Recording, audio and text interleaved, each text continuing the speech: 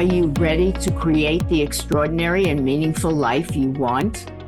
I'm Terry Yoffe, and I have 8 decades of living on this planet. And one thing I learned, you don't wait for the next best thing to come your way. You get out there, challenge yourself, find your courage, and step into what you want. As a coach, armed with my 60 years of wisdom, life, business experiences, and knowledge, I guide and help others start to uncover what keeps them stuck by choosing to create a new mindset so they can step into the person they only dreamed of becoming. Every podcast episode will inspire you to confront your limiting stories, take bold steps, and create the extraordinary life you deserve. We're not here to judge what brings a young person through our doors. We're here to make sure that they understand what they did was wrong. You can only affect change if the person takes responsibility for their action. At the corner of passion and social justice reform stands Liz Frederick, the dedicated and committed executive director of Avenues for Justice. AFJ is a 45-year-old organization that works with and helps today's at-risk youth avoid incarceration by offering programs that help reform these young people. Let's pull back the curtain and listen as Liz takes us through the lives of these young people and the organization that gives second chances. Welcome. Today we have Liz Frederick. Liz is the executive director of AFJ, which stands for Avenues for Justice.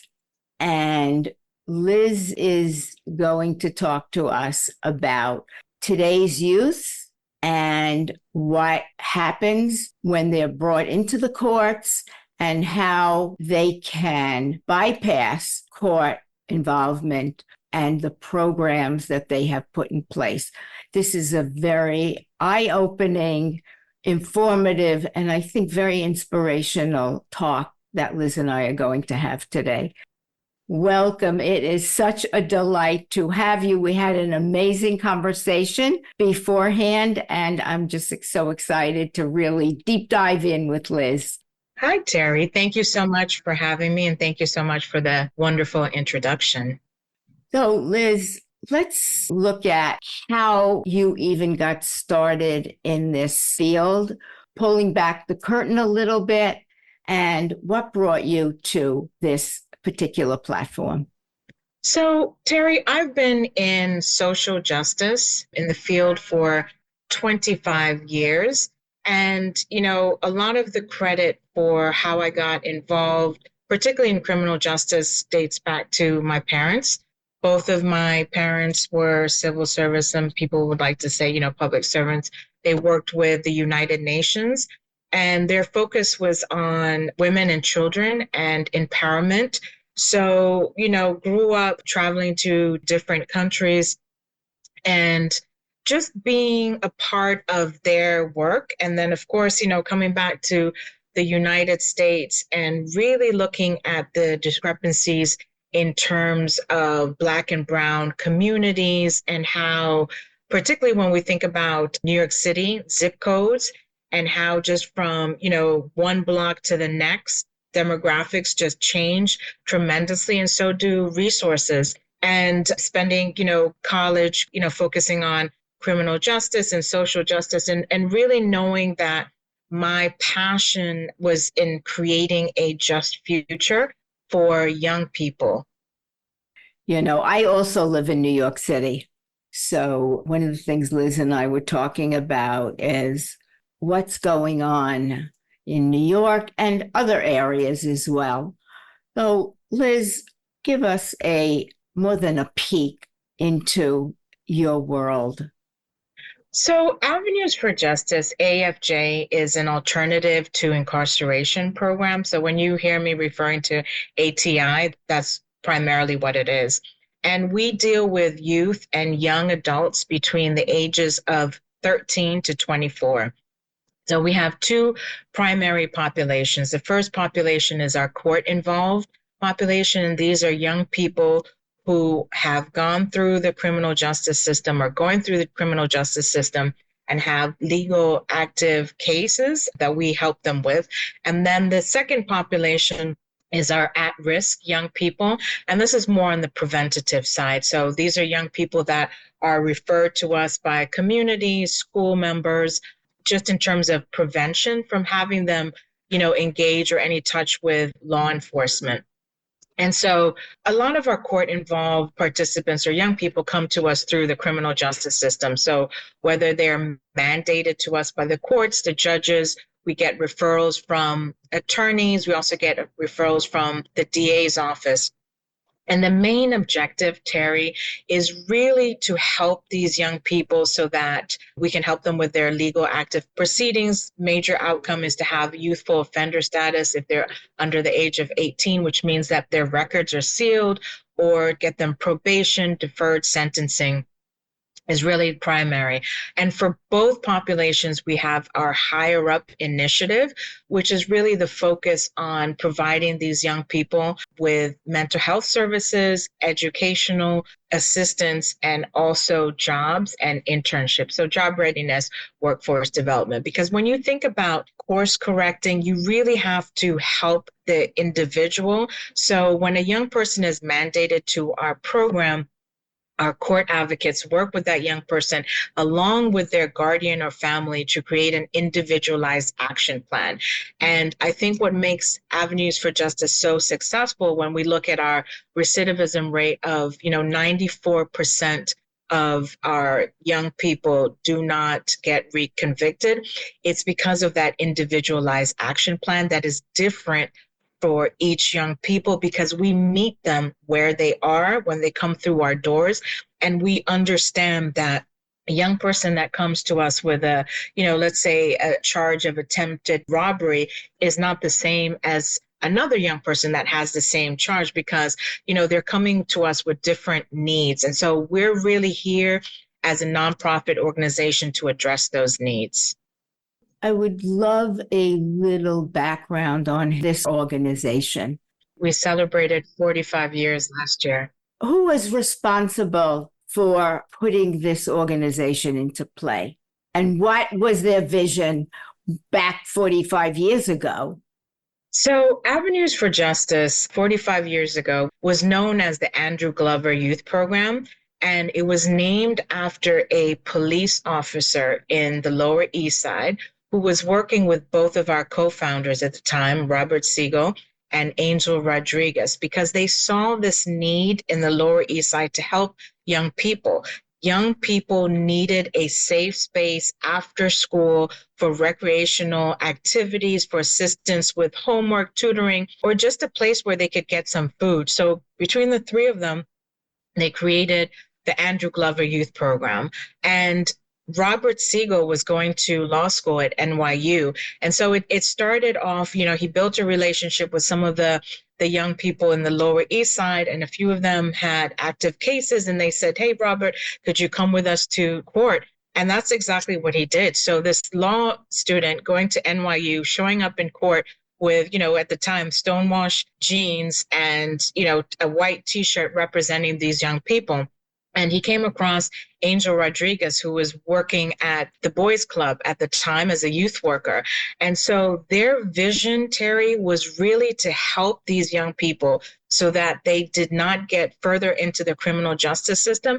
And, that's where they established our flagship community center in the Lower East Side. And so fast forward to 2022, where our center is on 100 and Avenue B between 6th and 7th Street was co-named Avenues for Justice Way. And so that's really how it began. And unfortunately, Officer Glover was killed in the line of duty. And so when our co-founder, Angel Rodriguez, incorporated the organization in 1979, he named it after Officer Andrew Glover.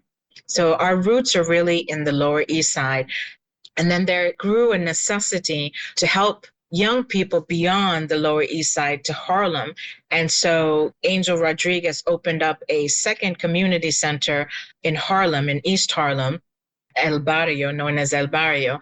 And then he also secured our courthouse offices where I am today at 100 Center Street.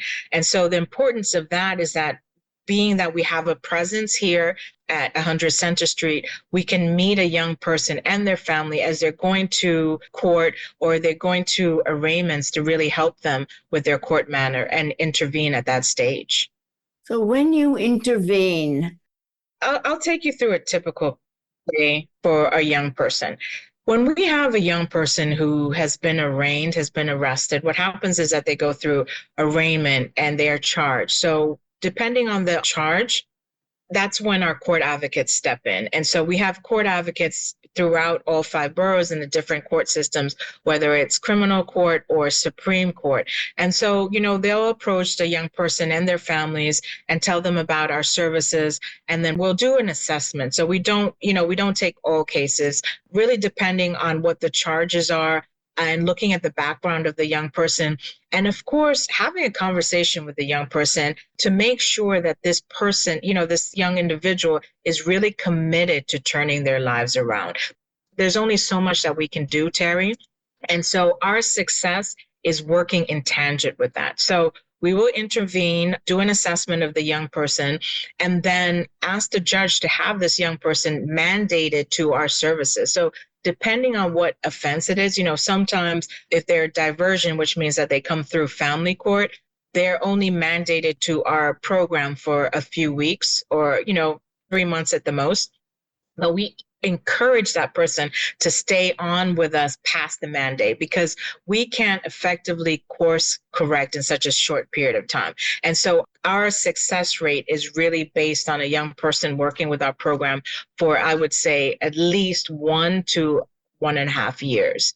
And so we do an assessment, we do an intake, we go in front of the judge and ask the judge to mandate that young person to our program. And what that means is that because we have 2 community centers in the Lower East Side in Harlem, mandate means that they have to come to our community centers between Monday and Friday, and where we have activities and programming. Now, we also understand that because of security concerns, our young people can't travel. So all of our services are offered on a virtual hybrid platform. And that really came about from COVID when we had to pivot our services.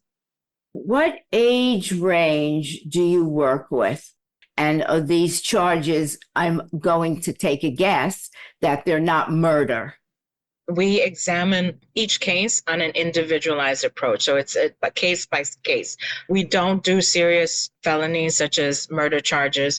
And what makes Avenues for Justice really different, Terry, is we work with 13 to 24-year-olds. When you look at the majority of alternative to incarceration programs that do this work, they typically start at 16 or 18. So it's typically from 18 to 24. So we're very different in that we start working with a younger demographic, and that demographic comes through family court. And family court has really been instrumental in the past few years with their diversion, because what they're trying to do is they're trying to divert young people from that stigma of having serious court cases. And so they'll divert a young person to a program such as ours to get the services, the wraparound and enrichment services that they need, as opposed to, being behind bars, being stuck in Rikers. Terry, we have a 94% recidivism success rate. And that is young people who have been with our program since 3 years of enrollment, have managed to successfully turn their lives around. So that means that we have helped them with their legal matter, whether it's getting their sentence deferred, getting them a youthful offender status, getting their records sealed, and then they have gone to the next step. So we have seen in the past, I would say, 5 to 6 years, the majority of young people, if they're high school age, when they come to our program, are not enrolled in school. And so our court advocates will make sure that they are re-enrolled in school. We'll make sure that we partner them with a tutor. We have a volunteer base of 60 volunteers, and the majority of them are academic tutors. So if a young person is struggling in school, we make sure that we partner them with a tutor. We've also implemented, like I was telling you about, our Higher Up initiative, which really focuses on job readiness and workforce development for those who are young, between the ages of 13 to 16. We're really preparing them with job skills, hard and soft professional skills, so that they can go into the workforce once they're eligible. And so we're successful, Terry, because we don't put a stipulation on how long we will work with a young person. It's more than getting a second chance. We understand that some young people need third, fourth chances. So as long as they are willing to make that effort to show that they are, really working hard towards turning their lives around, our doors will always be open to them. And what's been amazing, and I think what was really instrumental in my drive in this work, is that our co-founder, Angel Rodriguez, who was my mentor and retired last year after doing this work for 50 years, he always used to tell me, Liz, I have a kid coming in today. I haven't seen this kid in a long time. And in would walk, a 40-year-old or 50-year-old. And I'm like, Angel, this is not a kid, but to him, these are his children. And they always made sure to come back and say, Angel, when I was 15 or 16 out there, needing help, you were the only person that provided a second chance for me. And so, yes, we work with 13 to 24-year-olds, but we have some of those 13-year-olds coming back at 40 or 50 with their own children needing our assistance, and we help them. Or sometimes, they still need our assistance, and we provide those services for them. 90%. Wow. 94%. Yes. Better. Stay tuned. Liz has more to share. And now a short word from our sponsor, Try Coaching. Discipline and consistency. What do these words mean to you? Are you disciplined and consistent in setting your own structure each day, no matter what, so you can create and achieve what you want? Or are you the person that makes excuses? Oh, I'll start next week, not feeling up to doing the work at this moment. If you aren't getting the results you want, let's start a conversation so we can figure out what stops you from reaching your desired outcomes, because you may not be aware that you aren't 100% committed to discipline and consistency every single day. Now, back to the podcast. What do you see after all these years, the mindset of a young person that chooses to rob, to beat up, to assault people for, I'm going to guess, money, or just being part of a group that they have no way out, and if they chicken out, then they're ostracized? What do you feel, if you can answer this, is the background for what drives these young people?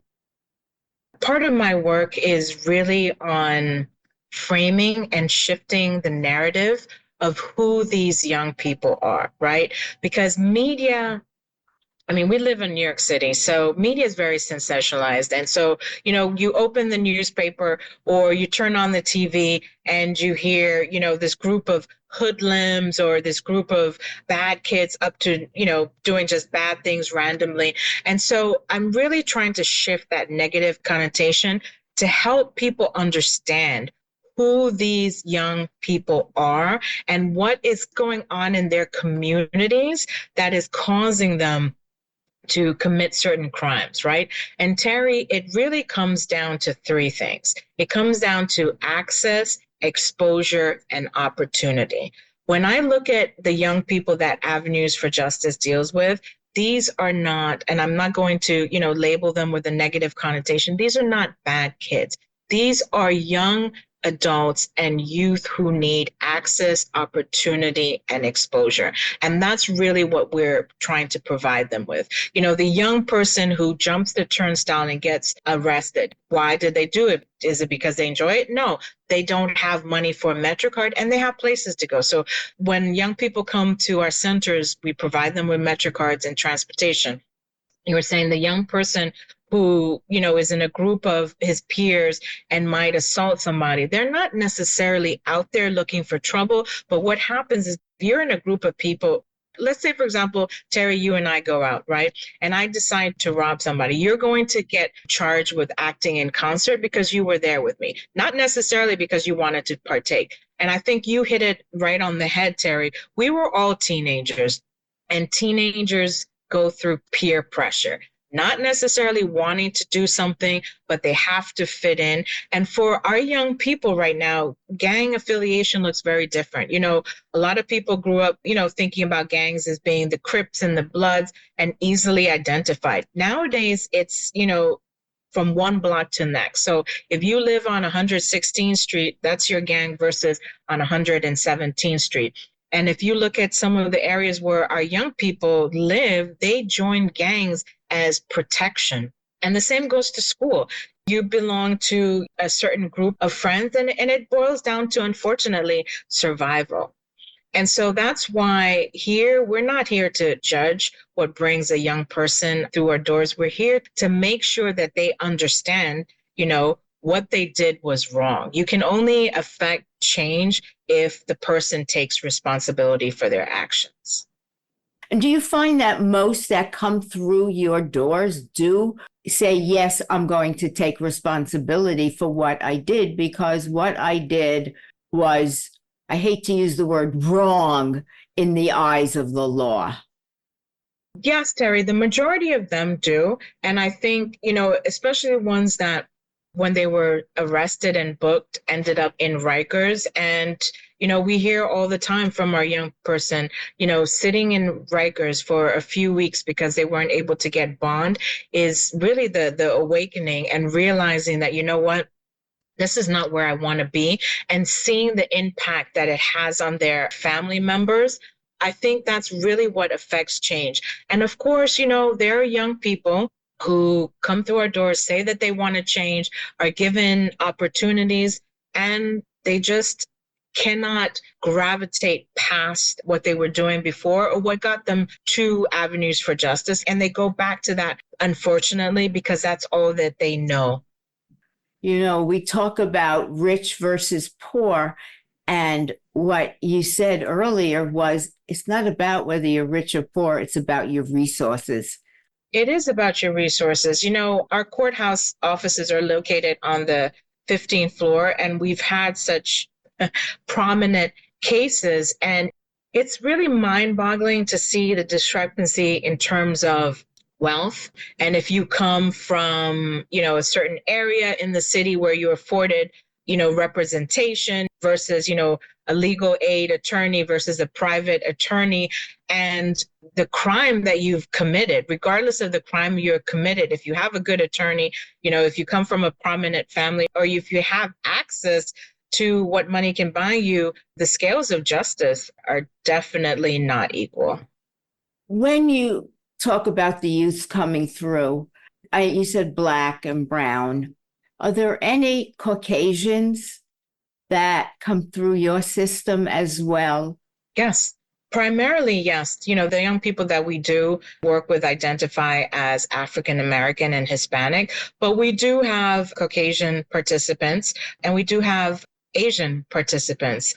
But clearly, Black and brown young people represent the majority of our population. So with the country having a lot more migrants in each city, and a lot of people stating that a lot of these low-level crimes are a lot of migrant people. Right. I'm just wanting to know what your take is on that. Again, it goes back to the same thing. So if you look at New York City and the migrant population, it's all about opportunity, right? And the type of offenses that people who, are all about this rhetoric of law and order and that crime is going up because of the migrant opportunity. It's really people that need access to jobs, right? That don't have steady income. And so when you don't have steady income, What are you more than likely to do? And at Avenues for Justice, we've seen an increase in young people coming to our program who identify as migrants. And we've really stepped up in terms of the services that we're providing for them as well. At both of our centers, what we've implemented is an ESL instructor to help those young people with English, help them, sort of with their academics as well, and help them, again, through our Higher Up Job Initiative with internship and employment opportunities.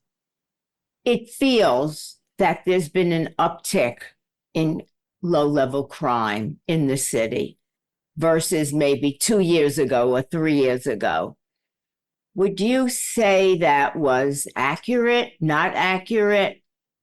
Well, the one thing about data and statistics, Terry, is that you can manipulate data and statistics to tell whatever story that you want to tell, right? And so I think in New York City, there's been discontent with the Manhattan DA's office, and there's also been sort of discontent with the raise the age legislative. And so it's really easy for people to use statistics to say that as a result of raise the age, that young people who commit crimes are being let out at a higher rate, or, through the Manhattan DA's office, they're just receiving a slap on the wrist. But I think when you look in comparison to the crime in the city as a whole, it's a very small percentage of, higher level or adult crime, as I would say. I think, one last question. As the executive director, everything you're doing, what new programs do you envision implementing to kind of work side by side with what you already have? The focus, as I look at the next 5 years, Terry, is really building out our job readiness and internship component, and really partnering, because right now, through our internship placement, Avenues for Justice places young people in 8-week internships working 15 hours per week, and we pay the stipend of $17 per hour. And we've been really fortunate in the past 2 years of partnering with over, 20 local small businesses. And so I would really like to grow that so that we're partnering with more businesses citywide, but in industries where our young people don't necessarily see themselves, because they're very used to working in, I would say, food and beverage, retail, and these are industries that have a high turnover rate, and they don't really provide longevity. So I want to get our young people in technology, in clean energy industry. So really building out our internship employment component, and mental health.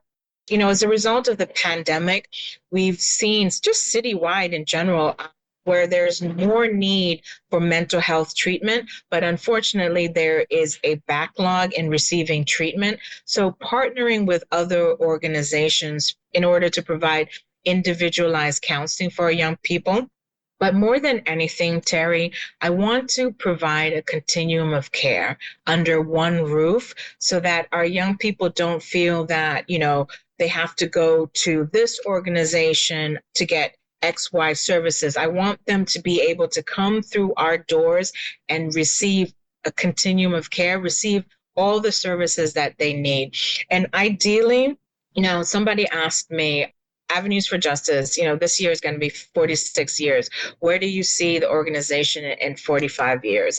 And my response to that is, Terry, I don't want to see this organization. I want us to have reached a place in society where, incarcerating young people, incarcerating particularly Black and brown young people is not the norm, right? And so we will have reached a stage in our lives where these young people have the same opportunities and have the same access to opportunities and resources more than anything in their communities like everybody else in New York City and beyond nationwide.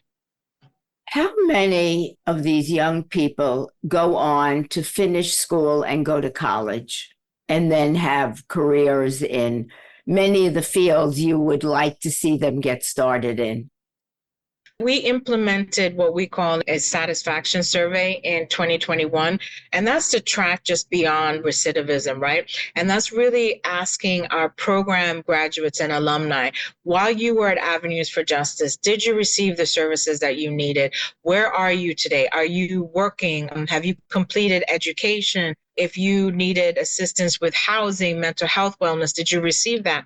And 91% of respondents of our client satisfaction survey tell us that they did receive the services that they needed. They completed school. They are now working. And for those who, complete on the survey saying that they're still looking for work, we tell them to reach back out to us and let us help you find employment. So what do you hope your legacy to be as we start to wrap up? My legacy will be continuing building out the services that we currently provide in terms of our 3 pillars, which focus on, again, education, mental health, and job readiness and workforce development, providing a continuum of care. In the past 2 years, we've received a lot of referrals from all 5 boroughs, but primarily the Bronx. And I think it speaks volumes on what's going on in the Bronx, where they need alternative to incarceration programs such as Avenues for Justice. So I would really like for us to expand as much as we can to help the court system and to help the criminal justice system. And so my legacy will be, to effectively impact criminal justice reform. Anyone wants to get in touch with you, if they know someone that can use the Avenues for Justice help, where might they get in touch with you, Liz? So I would recommend to your listeners to go on our website at www.avenuesforjustice.org.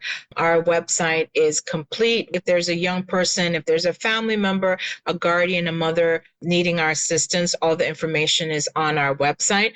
They can also email me, Terry, at efrederick@avenuesforjustice.org.